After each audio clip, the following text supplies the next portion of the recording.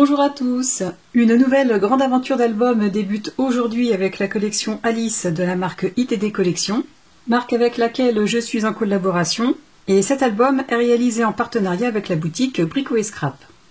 J'ai mis tous les liens des articles que je vais utiliser pour le réaliser dans la description de cette vidéo, de façon à pouvoir les retrouver très facilement si vous avez envie de le reproduire.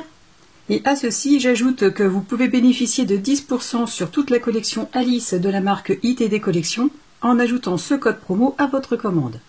En faisant en sorte bien évidemment de respecter les majuscules et les minuscules pour que ce code soit validé. Et à ceci s'ajoute une autre bonne nouvelle, à savoir qu'en ce moment ce sont les soldes dans la boutique Brico & Scrap. Cette collection fait partie des articles soldés. Et la bonne nouvelle que j'ai apprise aujourd'hui, c'est que vous pouvez cumuler les deux réductions, celle du code promo et celle des articles soldés. Et avant de démarrer le tuto, pour les personnes qui aimeraient découvrir cette collection, je vous invite à visionner la présentation du colis partenaire en cliquant sur le petit i en haut à droite, lien que vous pouvez retrouver aussi dans la description.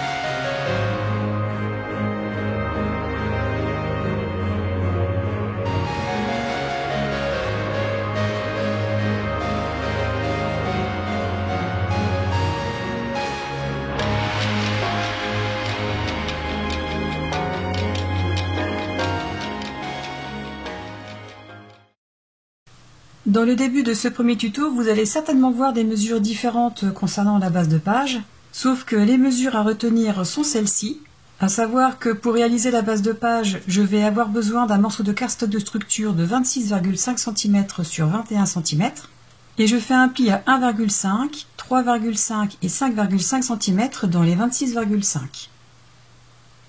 Et ensuite, dans une feuille A4 de cardstock de structure, je vais couper un morceau de 21 cm sur 22,3 cm, dans lequel je vais faire un pli à 1,5 et 2,3 cm. Ceci sera le rabat principal de la page.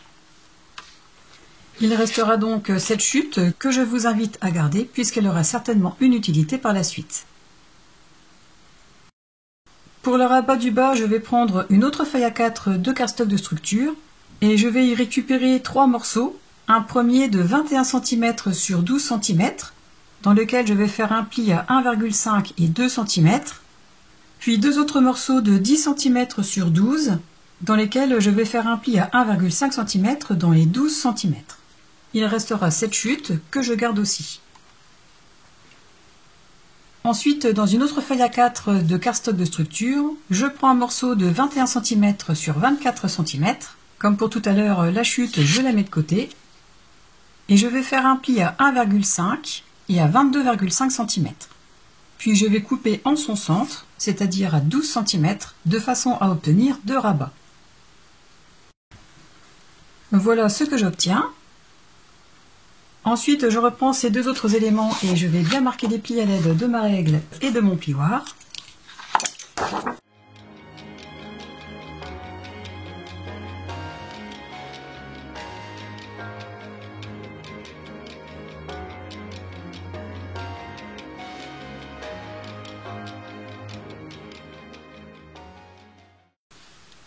Étant donné que ces trois rabats vont être sur la base de page, en haut pour celui-ci et sur les côtés pour ces deux-là,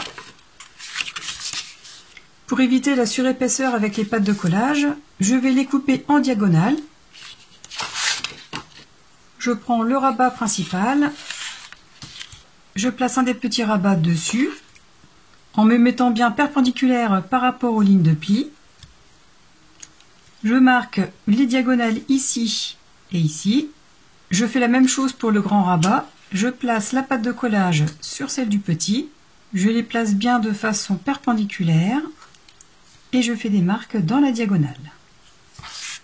Ce qui me donne les lignes de coupe. Donc ici et ici.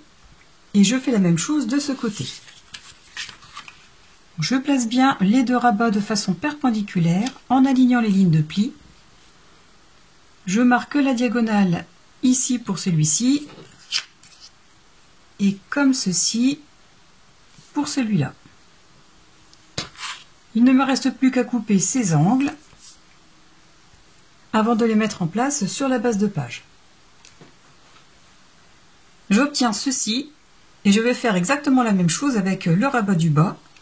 Donc le retourner, le placer perpendiculairement avec celui de chaque côté, marquer les diagonales et couper. Je vais commencer à mettre en place les rabats. Pour ce faire, je reprends ma base de page et je vais commencer par coller le grand rabat, celui de 21 cm sur 22,3. J'en colle la pâte de collage.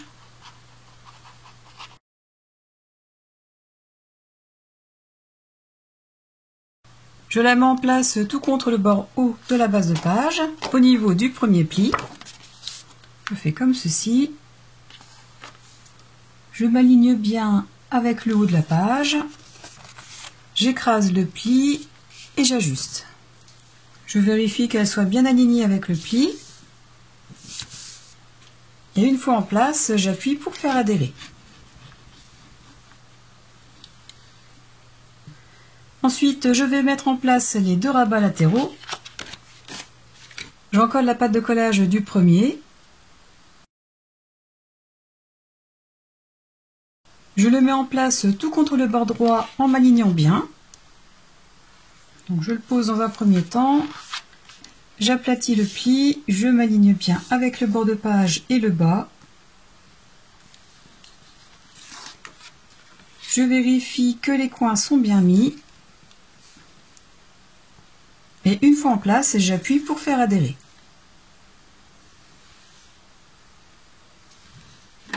Je fais la même chose avec l'autre rabat. J'en colle la pâte de collage.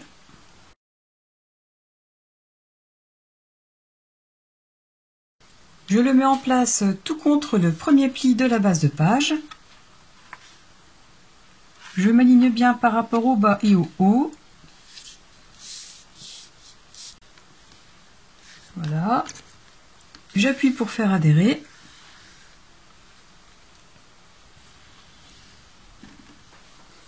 Et enfin, je mets en place le rabat du bas. J'en colle la pâte de collage. En faisant en sorte de ne pas mettre de colle sur le pli.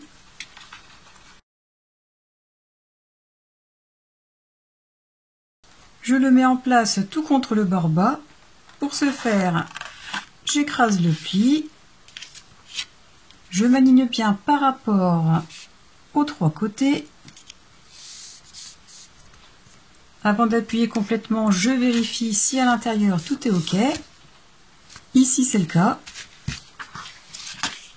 Je revérifie une dernière fois et j'appuie pour faire adhérer.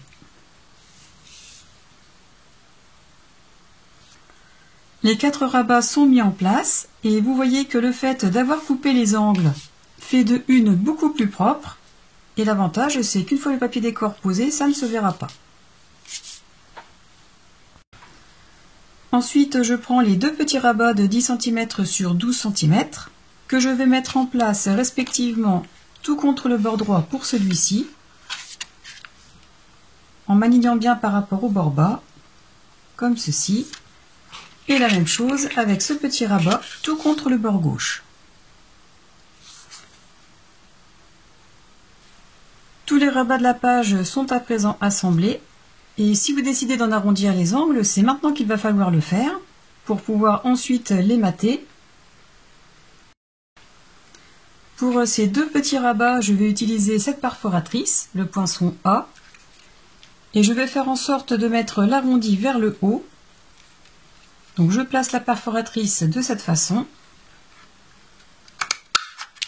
Et pour obtenir la symétrie de ce côté, je vais retourner le rabat et perforer. De cette façon, j'obtiens le même motif en symétrie. Et je vais faire la même chose avec celui-ci. Voilà ce que j'obtiens. Ensuite, pour ces deux-là, je vais utiliser cette perforatrice, le poinçon B. Et pour celui-ci, je vais faire en sorte de mettre le petit arrondi vers le haut. Donc comme ceci. Vous voyez, le plus petit arrondi est vers le haut. Et pour obtenir la symétrie, je vais faire comme tout à l'heure, retourner le rabat. Je vérifie que l'arrondi le plus petit est bien vers le haut et je poinçonne. Comme ceci. Et je fais la même chose de ce côté. Voilà. Et enfin, pour celui-ci, je vais reprendre cette perforatrice, toujours ce poinçon, le A. Et comme pour ces deux-là, je vais faire en sorte de mettre l'arrondi vers moi. Donc, comme ceci pour ce côté. Je le retourne. Je vérifie que l'arrondi soit bien vers le haut. Et voilà.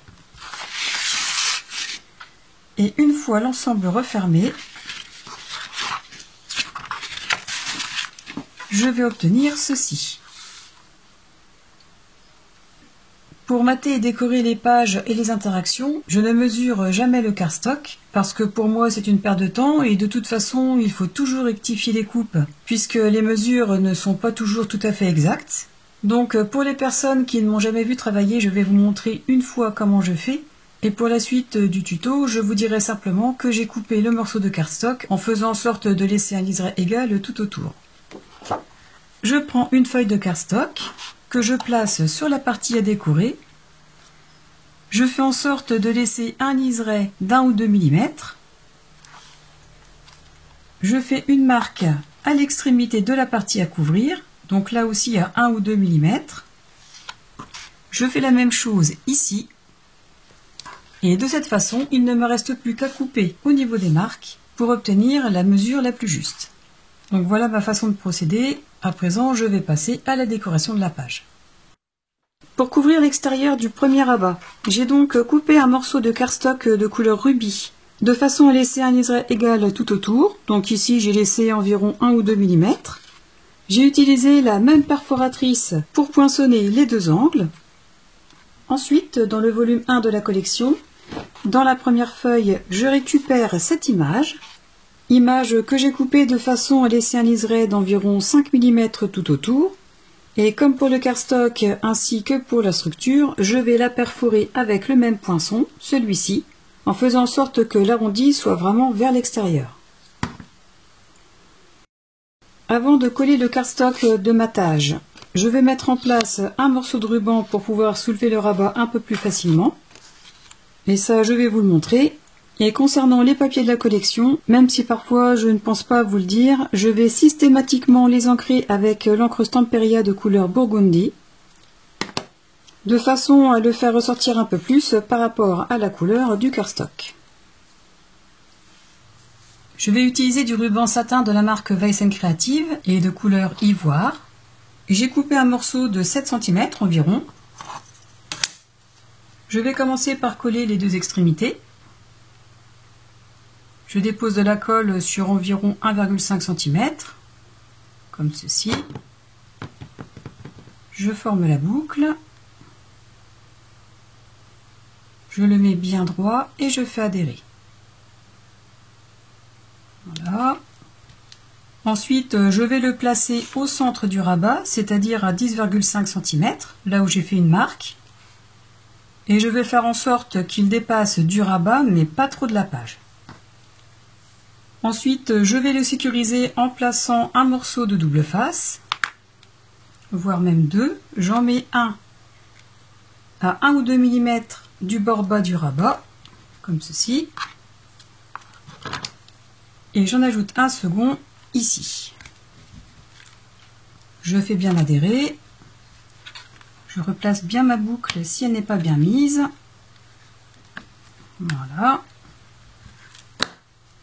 J'ai retiré les protections du double face, encollé le cardstock, j'ouvre le rabat,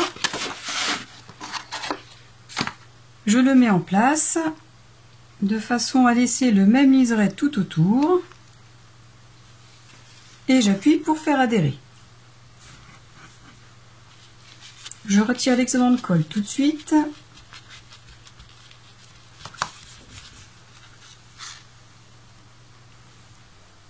Et à présent qu'elle est ancrée avec l'encre de couleur burgundy, je vais pouvoir coller cette grande carte dessus en laissant un liseré égal tout autour.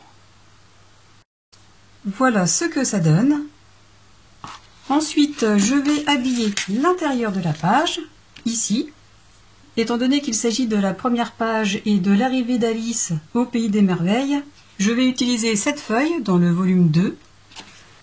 Et je l'ai coupée de façon à récupérer le maximum d'Alice sur la gauche. J'ai donc retiré cette partie, celle du bas et celle-ci. Mais là, c'est une erreur, étant donné qu'il reste un espace en bas, je n'aurais pas dû couper aussi court. Donc je vous suggère de faire attention quand vous allez couper votre feuille et de faire en sorte de pouvoir recouvrir tout le fond de page. Donc me concernant, ce n'est pas grave, puisque j'ai décidé de rajouter un morceau de cardstock de couleur rubis, ce qui cassera un peu l'image et me permettra de faire une transition avec le papier que je vais placer ici. Et avant de le coller, comme je vais le faire avec tous les papiers de la collection, je vais ancrer les contours avec cette encre. Ensuite, pour habiller les deux rabats, intérieur et extérieur, j'ai coupé du cardstock de couleur rubis, de façon à laisser un liseré égal tout autour, comme je vous l'ai montré en début de vidéo. Et me concernant, étant donné que j'ai déjà perforé les coins de ces deux rabats, je vais faire pareil pour les cardstocks. Je reprends ma perforatrice, je vérifie bien le sens où est placé l'arrondi le plus petit. Donc ce sera ici pour ce côté.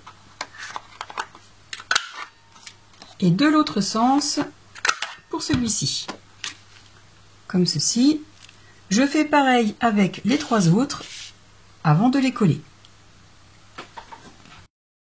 Voilà le beau rendu que j'obtiens. Ensuite, je vais décorer l'intérieur de ce grand rabat. Étant donné que j'ai choisi de faire un pop-up avec la porte, je vais prendre cette feuille dans le bloc numéro 2,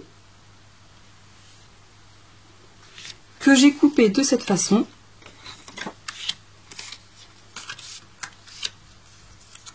En détourant la porte dans un premier temps, donc ceci c'était vraiment le bord de la feuille que j'ai découpé en faisant sorte de donner un aspect arrondi et un peu plus naturel.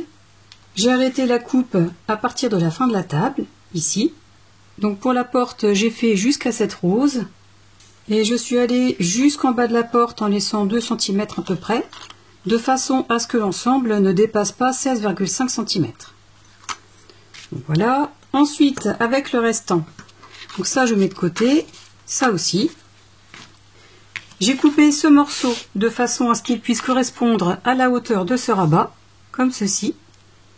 Je vais l'ancrer avec l'encre burgundy et arrondir l'angle avec cette perforatrice, le poinçon A.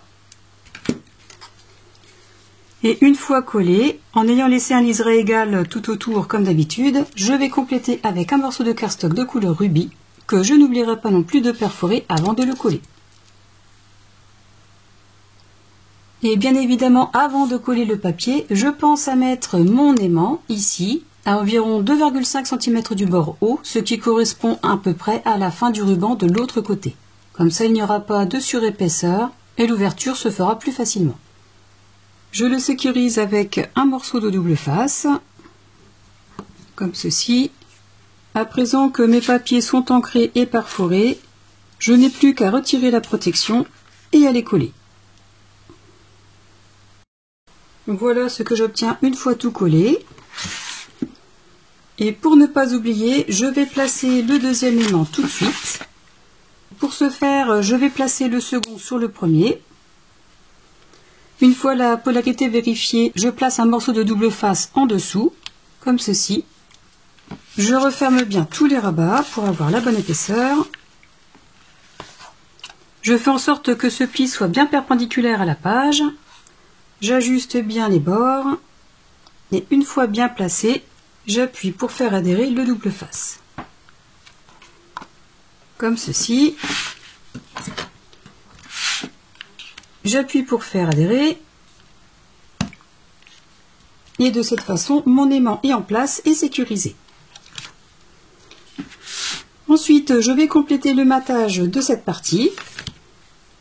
Pour l'intérieur de ce rabat, j'ai décidé de mettre du cardstock de couleur rubis ici. un morceau de cardstock de couleur pudding sur l'extérieur du rabat et 2 autres morceaux de la même couleur sur ces petits rabats. Je vais bien évidemment les poinçonner de la même façon que je l'ai fait sur la structure, ce qui fera que quand l'ensemble sera fermé, il y aura la couleur pudding qui va casser un peu la couleur prédominante de Ruby et qui reprendra celle de ses feuilles. Je vais donc poinçonner ces 2 morceaux de cardstock et coller les 2 grands. Voici le rendu.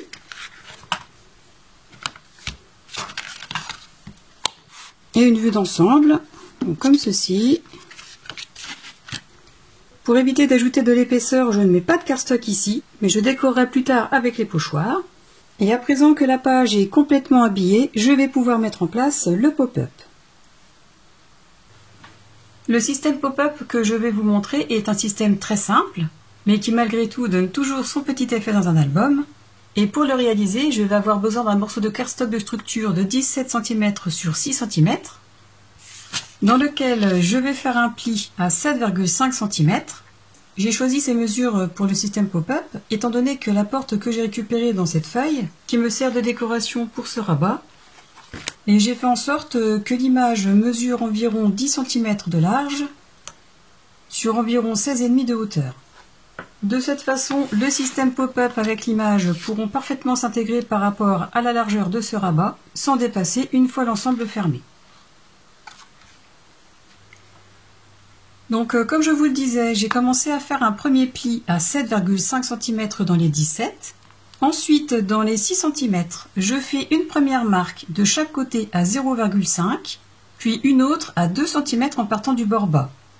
Et au niveau de la ligne de pli, je fais un repère à 1,5 cm en partant du bas, ce qui va me permettre de définir l'inclinaison des plis des pattes de collage, comme ceci, ce qui me permet de pouvoir couper le surplus ici en bas, en me plaçant au niveau des 0,5 ici, et tout en bas au niveau du pli, comme ceci.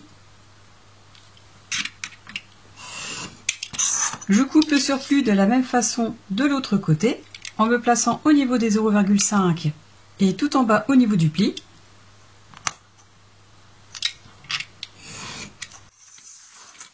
J'obtiens ceci. Ensuite, je marque le pli du système pop-up. Je laisse plier le système et je vais couper en biseau au niveau de la marque à 1,5 cm, donc c'est-à-dire ici. Je place mes ciseaux au niveau de ce repère. Je les incline pour faire un bon biseau. Voilà ce que j'obtiens. Et ensuite, il ne me reste plus qu'à marquer les plis ici et ici. Pour ce faire, je prends une plaque de rainurage. Je place cette marque au niveau d'une ligne. Donc, par exemple ici. Je m'aligne bien avec la marque à 2 cm. Je marque le pli. Je fais la même chose avec celui-ci. Donc je garde le centre au niveau d'un rainurage. Je marque le pli. Je replie les pattes de collage vers l'arrière. Et j'obtiens mon système. Avant de le mettre en place sur la page, je vais décorer ce côté. J'ai pris une chute de cardstock de couleur rubis. Je le place comme ceci, bien aligné par rapport au pli. Je remonte au maximum vers le haut en laissant un liseré d'environ 1 mm. Donc comme ceci. Ensuite, je fais un repère de ce côté à 1 mm au niveau du pli de la pâte de collage, puis un autre ici à 1 mm du bord haut. Pareil ici. Et en ayant pris les mesures de cette façon, le morceau de cardstock va parfaitement s'adapter par rapport à l'inclinaison. Je vais couper ce morceau et le coller. J'ai habillé cette partie du système. Ensuite, je vais pouvoir commencer à le mettre en place. J'ai donc fait une première marque ici à environ 3 cm en partant du bord haut. J'en ai fait une très discrète ici à 6 cm du bord. Je positionne mon système comme ceci, en me plaçant sur les repères. Je fais correspondre le pli du système pop-up avec celui du rabat, comme ceci. J'en colle la pâte de collage.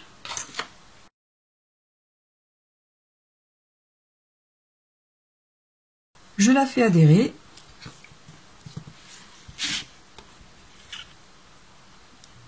Je vais mettre en place la porte, mais avant toute chose, comme pour le cardstock ici, je vais rectifier l'inclinaison de l'image. Je la place de façon à ce qu'elle soit bien alignée avec la fin du système, comme ceci.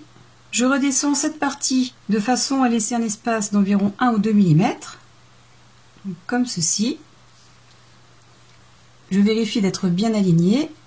Je fais un repère à 1 ou 2 mm par rapport au bas du système. Et je peux rectifier la coupe à partir de ce point jusqu'à cet angle. La coupe est ajustée, l'inclinaison est parfaite et l'image est bien parallèle avec le pli. Je peux mettre la porte en place. J'en colle le socle.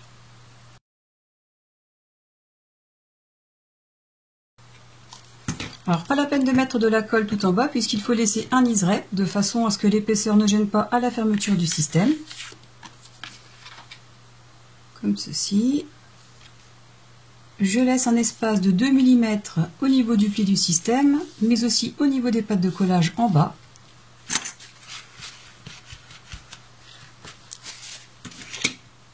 Et s'il reste un petit peu trop d'espace, ce n'est pas grave, il sera toujours possible après de finir la décoration. Donc je fais adhérer. Et je finis de mettre en place le système en collant cette pâte de collage. Et en refermant le rabat sur la page, tout en appuyant fortement. Comme ceci. Et j'insiste sur le collage de cette façon. Voilà ce que j'obtiens.